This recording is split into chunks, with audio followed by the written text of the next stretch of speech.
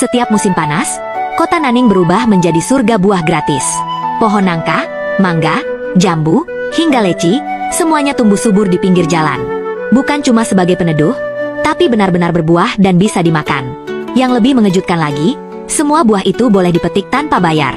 Ini bukan area perkebunan atau taman khusus, tapi trotoar, jalur sepeda, halaman kantor, dan bahkan di antara deretan pertokoan.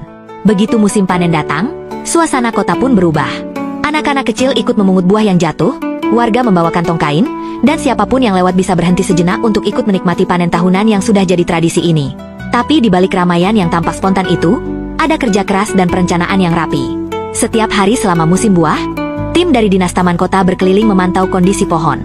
Begitu buah mulai matang, mereka memetiknya sebelum sempat jatuh ke tanah. Ini penting, karena jika buah seperti nangka atau mangga dibiarkan jatuh sendiri, bisa pecah dan membusuk di jalan. Selain menimbulkan bau tak sedap, sisa buah yang berserakan bisa membuat trotoar dan jalanan jadi licin, risiko nyata bagi pejalan kaki dan pengendara.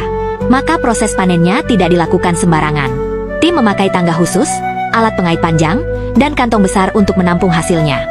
Panen ini bukan demi keuntungan ekonomi, tapi demi keamanan dan kenyamanan kota. Lalu, buahnya kemana? Di Nanning, hasil panen pohon kota tidak dijual. Pemerintah membagikannya secara gratis ke sekolah-sekolah, panti asuhan, rumah sakit, hingga rumah jompo. Sebagian lagi dibagikan langsung di lokasi panen, di pinggir jalan atau taman tempat pohon itu tumbuh. Warga bisa ikut ambil, asal tetap sopan dan tidak merusak pohon. Bahkan bagi warga yang sedang berjalan kaki, memungut buah yang jatuh bukan hal yang dilarang, selama tetap menjaga kebersihan. Ini menciptakan budaya saling menghormati, di mana warga tidak sekadar mengambil manfaat, tapi juga ikut merawat pohon-pohon itu dengan sadar. Dampak positifnya terasa luas. Dari sisi lingkungan, pohon buah ini membantu menurunkan suhu kota, menyaring debu dan polutan, serta menyediakan habitat bagi burung dan serangga. Dari sisi sosial, warga jadi punya hubungan lebih dekat dengan ruang publik.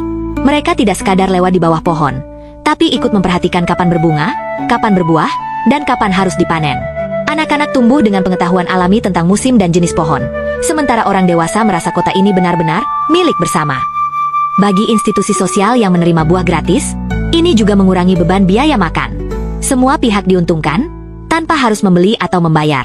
Yang membuat semua ini mungkin adalah sebuah keputusan berani yang diambil pemerintah kota sejak akhir 1980-an.